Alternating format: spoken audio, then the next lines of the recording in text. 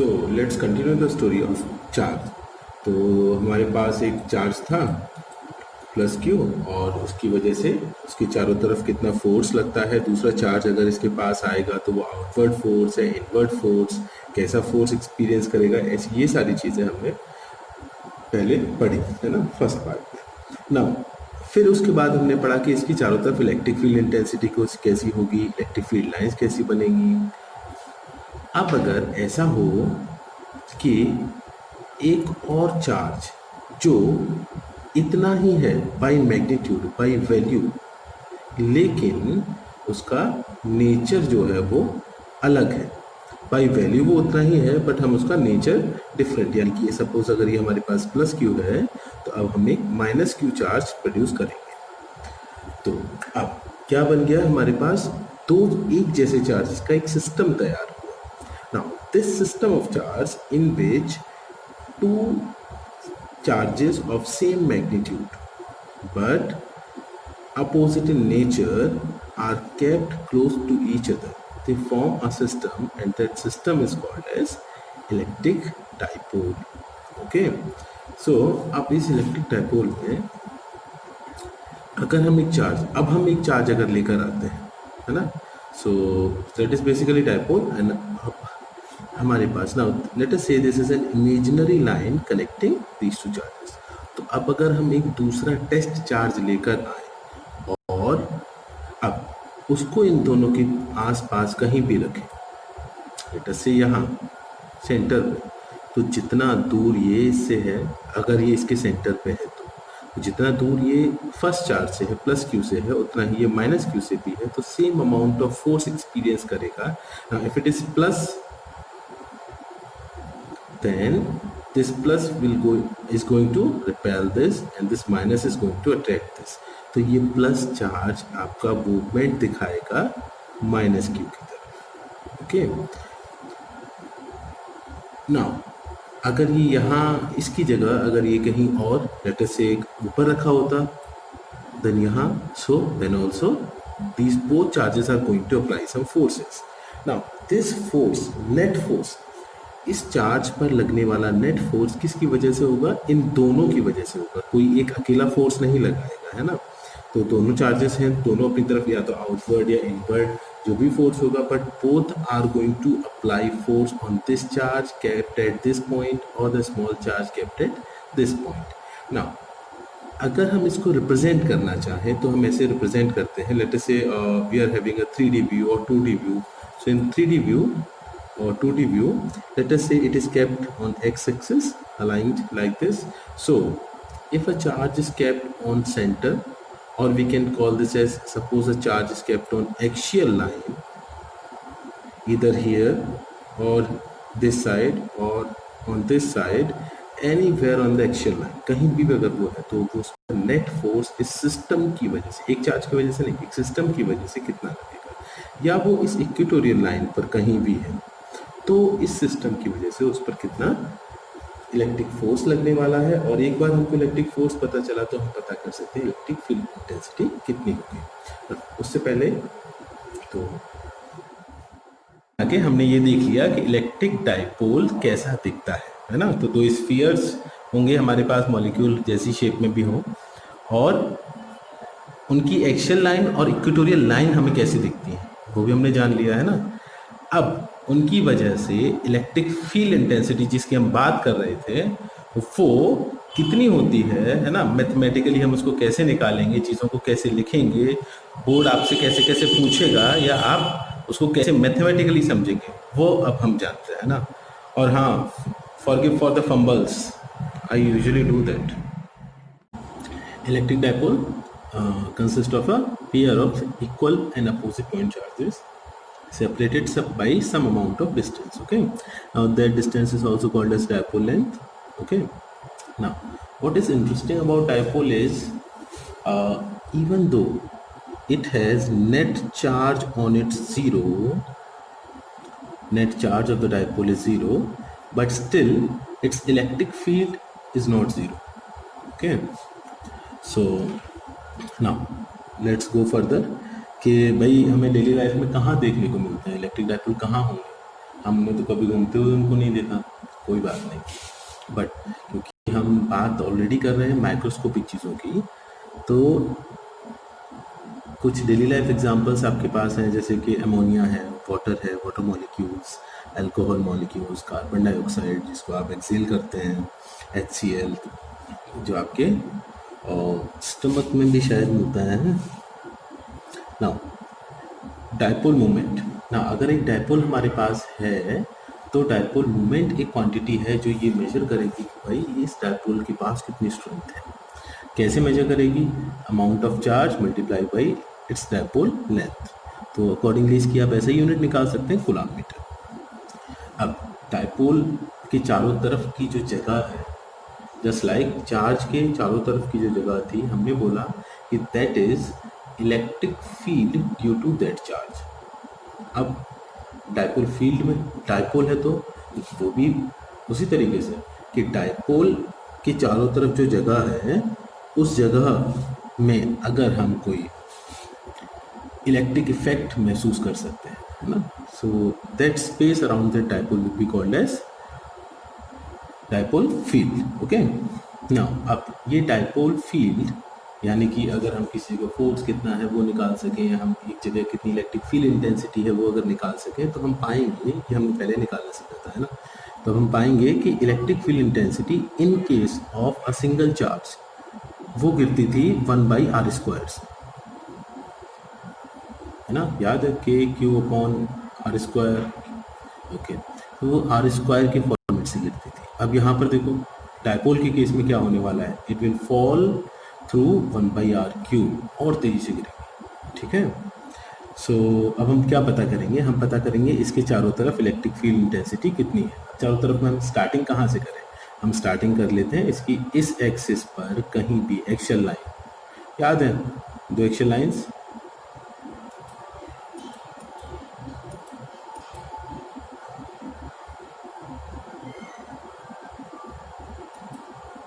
ये दोनों पुरानी वाली एक्सियल लाइंस है ना। सो हम ये एक्सियल लाइन, ये हमारे पास एक्सियल लाइन, और ये एक दूसरी line perpendicular bisector that is equatorial line. Okay, तो इन दोनों पे हम सबसे पहले पता करके देखेंगे कि भाई इलेक्ट्रिक फील्ड है कितना, इलेक्ट्रिक फील्ड इंटेंसिटी कितनी है। ओके, सो सबसे पहले हम पता करते हैं उसकी axial line. So electric field intensity due to dipole at axial line of the dipole. So let us say this is minus charge, plus charge Q, dipole length 2L. Let us name this charge as first one, this is second one. Now on this axial line, at some distance x from the center of the dipole, we have to measure what is the net field intensity due to this whole dipole. एक charge की वजह से तो हमें आती है, हम कैसे कैलकुलेट करें उसको आता है ना। तो चार्ज की वजह से कितना था K/Q/r², ये हम पीछे कैलकुलेट किए हैं। Now E net will be equals to electric field intensity, देखो फर्स्ट चार्ज की वजह से यहाँ होगी और वो towards the negative charge. Okay, तो ये और सेकंड की वजह से भी होगी E2 away from the positive charge ना, क्योंकि ये डिस्टेंस कम है और ये डिस्टेंस ज़्यादा है तो एक E2 बड़ा होगा और E1 छोटा, है ना। नाउ अब हम अगर टोटल फील्ड इंटेंसिटी निकालेंगे तो क्या करना है, तो वेक्टर फॉर्म या आप डायरेक्टली E2 - E1 और इसको वैल्यूज लगाइए K/Q/x - L², this is E2। Okay, second की वजह से x - L² और फर्स्ट की वजह से x + L², K/Q/x + L² common ले लीजिए, मैथमेटिकल टर्म्स हैं, सॉल्व कीजिए, है ना, एलसीएम लीजिए और आप पाएंगे कि फर्दर आगे जाकर, है ना। सो ई नेट विल बी, देखो यहाँ पर x + L² माइनस L², तो x² कैंसिल होगा, L² कैंसिल होगा, बाकी बचेगा 2xL 2xL 4xL, जिसको फिर हम फर्दर तोड़ सकते हैं और हम लिख सकते हैं K2xQ × 2L। देखो ये पूरा वही है ना, सिर्फ मैथमेटिकली हम इसको अलग से लिखते हैं। Okay, now so this can be further written as, now this Q × 2L will give you dipole moment P. Okay, so K Px P xL - L² that is LCM we have taken। अब अगर x की value यानी कि dipole हमारे पास जो है उसके centre से कुछ सेंटीमीटर दूर अगर हम बात करें तो, हाँ सेंटीमीटर तो छोटा डिस्टेंस है नहीं, when you are talking about the dipole length you are talking in some micrometers और नैनोमीटर्स, और जब आप ये डिस्टेंस बात कर रहे हो तो कुछ सेंटीमीटर्स में बात कर रहे हो, that is a bigger unit, so you will find that x is very greater than dipole l, this l, okay। अगर ऐसा है तो l स्क्वायर जो होगा वो लगभग हमारे लिए कैसा होगा, नेग्लिजिबल होगा, it will tend to 0, so that E net can also be written as 2kx p upon x to the power 4, bracket खोल दो, इसको हटा दो, ये तो E net आपके पास कितना आ गया 2kp अपॉन एक्स क्यूब, याद रखो distance, dipole moment constant, okay. तो यानी कि electric field intensity at axial line all because of dipole is this much, magnitude the value is 2kp upon x cube. Now अब वो vectorial form में कैसा होगा, यानी कि इसकी डायरेक्शन कैसी होगी, देखो डाइपोल मोमेंट की जो डायरेक्शन है वो नेगेटिव से पॉजिटिव की तरफ होती है, यहाँ E2 माइनस E1 देखो तो E2 बड़ा है तो बाहर की तरफ, तो in the direction of dipole movement, okay. तो electric field intensity in the direction of dipole movement. अगर ये पॉइंट इस साइड होता तो टर्म्स थोड़ा बदल जाते, लेकिन डायरेक्शन फिर भी इसी डायरेक्शन में रहती, minus Q in the direction of dipole, okay. Now अब हम पता करते हैं कि ये तो हमने निकाल लिया, चलो एक एक्सियल लाइन पे हमारे पास डाइपोल मूवमेंट इतना आ गया, अब इक्वेटोरियल लाइन पे यानी कि एक और पॉइंट हमारे पास अगर है तो हाँ इक्वेटोरियल लाइन तो कैसे निकालेंगे, हाँ इक्वेटोरियल लाइन पर हमारे पास वही सेम डाइपोल, बट इस बार वो पॉइंट जो यहाँ था वो यहाँ से हमने यहाँ रख दिया, यहाँ निकालना चाह रहे हैं कितना, तो L half of dipole length, half of dipole length, देखो परपेंडिकुलर बाइसेक्टर पे हम जब अगर निकालेंगे तो मैथ्स बोलती है कि ये दोनों बराबर होंगे, ये ऑल्टरनेट एंगल बराबर होगा, ये करस्पॉन्डिंग एंगल बराबर होगा, ठीक है, इसमें तो कोई डाउट नहीं होना चाहिए। अब ये जो प्लस क्यू की वजह से इलेक्ट्रिक फील्ड इंटेंसिटी होगी, कैसी होगी, आउटवर्ड बाहर की तरफ E2 बोल दिए हम इसको, और माइनस क्यू की वजह से अंदर की तरफ तो E1 बोल दिया, ठीक है। अब अगर ये वेक्टोरियल फॉर्म्स हैं E1 और E2 और हॉरिजॉन्टल के साथ किसी एंगल पे इंक्लाइंड है, क्लास लेवल में हमने पढ़ा था, तो हम तोड़ सकते हैं इसको, चाहे तो हम इसके वेक्टर कंपोनेंट्स में हम इसको तोड़ सकते हैं, तो हमने इसको E2 को तोड़ा, E2 cos थीटा और E2 sin थीटा, E1 को तोड़ा, E1 cos theta and E1 sin theta. अब पता चला कि देखो E1 की वैल्यू चार्ज की वजह से कितनी होगी, KQ अपॉन R स्क्वायर, ये देखो परपेंडिकुलर बाइसेक्टर, तो ये दोनों है लेंथ बराबर रहेंगे, KQ upon R square, KQ upon x square plus l square, Pythagoras theorem ने थोड़ी हेल्प की है। ऐसे E2 निकालेंगे तो वो कितना आया, KQ अपॉन R स्क्वायर, यानी KQ upon x square plus l square, ये भी इतना ही आ रहा है, तो E1 और E2 बराबर है। अब देखो E1 साइन थीटा और E2 साइन थीटा भी बराबर होंगे फिर, क्योंकि साइन थीटा दोनों में सेम, E1 E2 बराबर, लेकिन ये अपोजिट डायरेक्शन में काम कर रहे थे, यानी कि इनकी वजह से कोई भी इफेक्ट देखने को नहीं मिलेगा, तो ये दोनों एक दूसरे को कैंसिल आउट करेंगे, तो E2 sine theta and E1 sine theta will cancel out each other. ना अब नेट किसकी वजह से मिलेगा, जो ये है इस डायरेक्शन में है, E1 cos थीटा और E2 cos थीटा ऐड कर दो, लेकिन E1 E2 बराबर है तो आप ऐसे भी लिख सकते हैं कि E2 E1 cos theta, okay. Now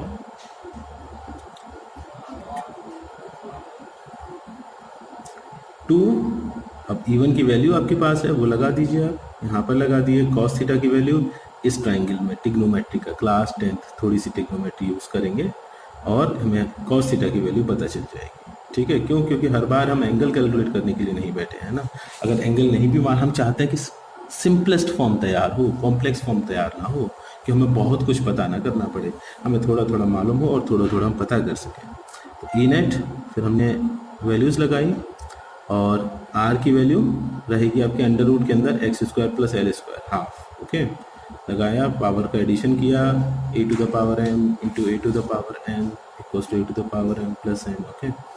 फिर ये हमारे पास 2QL तैयार हो गया, P n x square plus l square to power 3/2 बड़ा है, एल स्क्वायर की वैल्यू डिक्रीज करेगी, then it will be KP upon x cube. Vectorial form में अब देखो नेट जो हमारे पास इलेक्ट्रिक फील्ड इंटेंसिटी है इस डायपोल की वजह से, उसकी डायरेक्शन कैसी है, ऐसे है, टुवर्ड्स लेफ्ट है।